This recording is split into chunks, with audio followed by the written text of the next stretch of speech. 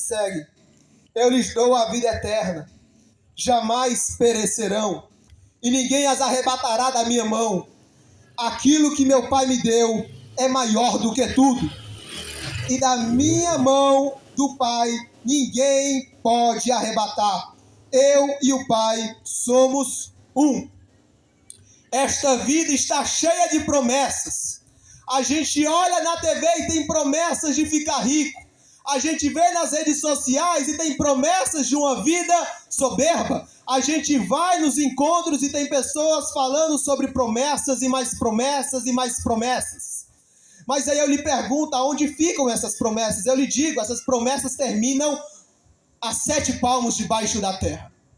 Estas promessas terminam quando nós não temos mais capacidade de viver. Mas eu tenho uma notícia para você, não uma notícia qualquer, mas uma boa notícia. Não uma notícia que você vai ver nas televisões, mas uma notícia que você vai ver num culto evangelístico. E esta notícia é que Jesus também tem uma promessa para você. Deus, só que esta promessa não é promessa de vida rica, mas é promessa de vida eterna. Esta promessa não é da angústia que você sofre todos os dias, mas é promessa de consolo do Espírito Santo. Esta é a promessa que nós temos de Jesus Cristo. E Jesus está nos dizendo: aqueles que são minhas ovelhas ouvem a minha voz. Aleluia. Eu as conheço e elas me seguem. Siga Jesus Cristo, porque Ele conhece a sua vida, Ele conhece os teus caminhos, Ele conhece os teus erros e os teus pecados. E a vontade dEle é que tu sejas limpo, que tu sejas feito e colocado diante de Deus. Aleluia. Neste momento, nós vemos a necessidade de ter, portanto, o encontro verdadeiro com Jesus. E para ilustrar esta passagem, eu trago a história da mulher samaritana. Certa feita, nos conta a palavra de Deus, que certa mulher samaritana estava perto de um poço. E quando esta mulher, preste atenção na história, ela estava perto de um poço, ela foi ter com Jesus. Só que tinha um problema. Ela até poderia já ter ouvido falar de Jesus. Ah, esse Jesus, ele é um profeta que anda pregando por aí um Deus. Este Jesus é um tal que anda curando enfermos. Este Jesus, eu acho que eu já ouvi falar. Este Jesus é aquele que curou a filha de Jairo. Este Jesus deve ter sido aquilo que curou aquela mulher com fluxo de sangue. Ou seja, ela até poderia já ter ouvido falar. Mas quando ela se deu conta de com quem ela estava conversando, ela perguntou: quem és tu? Ou seja, aquela mulher, ela não tinha noção de com quem ela estava conversando. Aquela mulher, ela não tinha noção de quem ela estava ouvindo falar. Aquela mulher, ela não tinha noção do poder de Jesus. Pelo contrário, ela se sentia talvez culpada pelos seus erros, pelos seus pecados do passado. E aí ela pergunta: quem és tu? E aí Jesus vai falar para ela quem ele é. Vai dizer para ela que ele não é um profeta qualquer. Vai dizer para ela que ele não é um vendedor de promessas qualquer que se vê na televisão. Vai dizer para ela que ele não é um famoso que se vê nas redes sociais. Vai dizer para ela que ele é aquele de qual fluirão rios de água viva, que conduzem à vida eterna. Vai dizer para aquela mulher que ainda que ele tenha pecado, ele traz vida. Ainda que ela tenha errado, ele traz restauração. Ainda que ela esteja no lamaçal do erro, Jesus Cristo é salvação e solução para a vida de todo aquele que nele crê. Então aquela mulher, ela foi ter um encontro com Jesus. E aí eu lhe pergunto: você sabe quem é Jesus Cristo? Ou você somente ouviu falar de Jesus Cristo? Você conhece a Jesus Cristo? Ou você somente viu algumas pessoas próximas a ti que falam de um tal de Jesus? Para nós conhecermos esse Jesus Cristo, é necessário que nós venhamos a ter um encontro verdadeiro com Ele. É necessário que Ele se revele para nós e que nós venhamos a contemplar a sua majestade. Aquela mulher, quando ela soube quem Jesus era e aquilo que ela poderia, aquilo que ele faria por ela, daria a vida eterna, ela então disse: eu tenho que falar para todos os outros. Então ela vai e volta à sua cidade e diz, olha, tem um tal de Jesus Cristo. Só que esse Jesus, ele é diferente dessas pessoas que nós ouvimos por aí. Esse tal de Jesus Cristo, ele na verdade traz a vida eterna. Esse tal de Jesus Cristo, quando eu estava pegando a água para sobreviver, ele diz que ele é a água, que se eu tomasse dela não teria sede. Quer dizer o quê? Ele usou o contexto que aquela mulher estava. Aquela mulher precisava pegar água no poço todos os dias para sobreviver. E Jesus diz, eu sou a água porque eu vou te dar a vida eterna. Então Jesus, ele quer ter um encontro conosco. E então nós temos agora uma terceira característica de Jesus. A primeira é que Jesus é soberano. A segunda é que Jesus nos constituiu. A terceira, como já foi dito aqui, eu não poderia deixar de falar, é que Jesus Cristo vai voltar. Que maravilha é quando nós estamos ansiando por uma pessoa e ela chega, não é? Quando nós temos um parente de longe e ela vem até nós. Ou quando nós não vemos alguém há muito tempo e nós falamos, que saudade que eu estava de ti.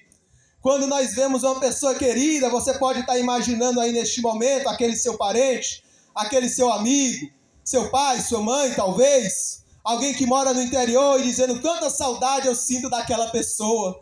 Como eu queria ter aquela pessoa agora comigo. Como eu queria ver ela. Como eu poderia querer passar o dia ao lado dela. Mas eu tenho uma coisa para te dizer. É que a pessoa que nós mais esperamos, ela vai voltar. A pessoa que nós mais esperamos vai estar conosco. A pessoa que mais nós esperamos vai estar ao nosso lado. Vai buscar e vai levar a sua igreja.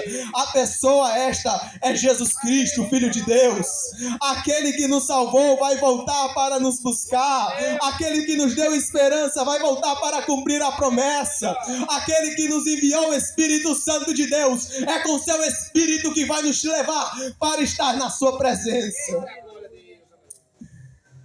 Então, para explicar um pouco melhor sobre isto, eu trago o caso que vem logo após a filha de Jairo ser ressuscitada. Por que eu digo isso? Lá em Marcos, capítulo número 6, vai narrar que Jesus vai até uma cidade. Caminhando, ele chega até uma cidade que se chama Nazaré. E aí o texto diz que Jesus ele vai nas sinagogas ensinar a palavra de Deus para que as pessoas ouvissem o evangelho, as boas novas de salvação. Porque, meu querido irmão, como já foi dito pelo irmão Raí aqui, é somente a palavra de Deus que pode te salvar.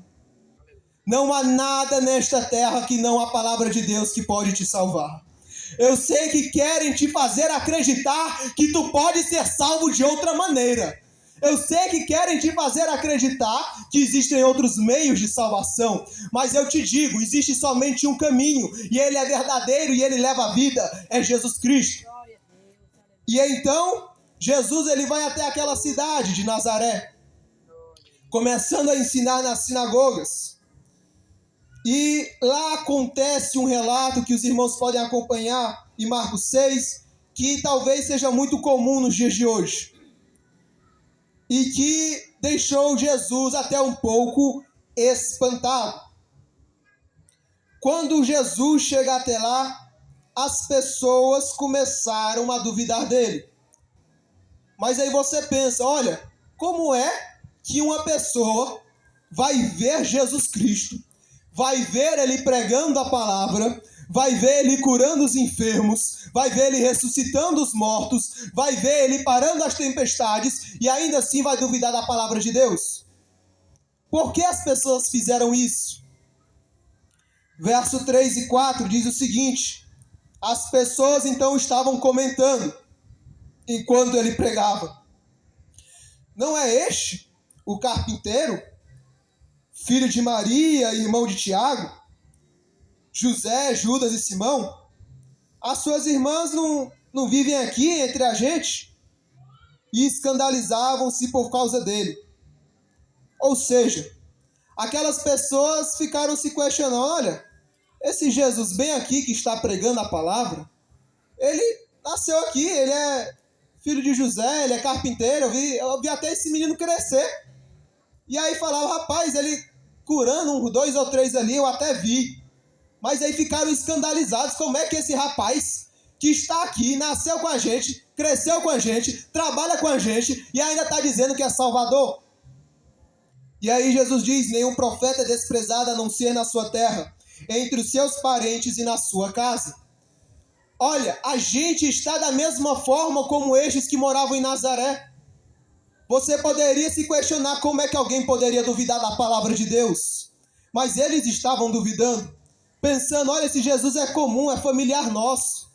E muitas vezes você está ouvindo a palavra de Deus, você está vendo a palavra ser anunciada, você está vendo os cultos evangelísticos, você está vendo os cultos domésticos, você até de vez em quando pode ir numa igreja, e mesmo assim não aceitou Jesus como seu Senhor e Salvador, porque você até pode pensar, olha, não vai mudar nada, eu já frequento a igreja, já vejo os cultos, já vejo os irmãos pregando a palavra, mas eu quero te dizer, é que não adianta somente ouvir, é necessário crer, não adianta somente dizer, é necessário obedecer, não adianta somente falar, é necessário se santificar. Jesus, ele não quer que você tenha uma vida simples, ele quer que você tenha vida em abundância, ele quer que você tenha salvação, ele quer que você encontre o caminho de vida, ele quer que você se perca desses falsos profetas e ache o verdadeiro Salvador. Jesus Cristo, ele quer lhe buscar, ele quer lhe encontrar.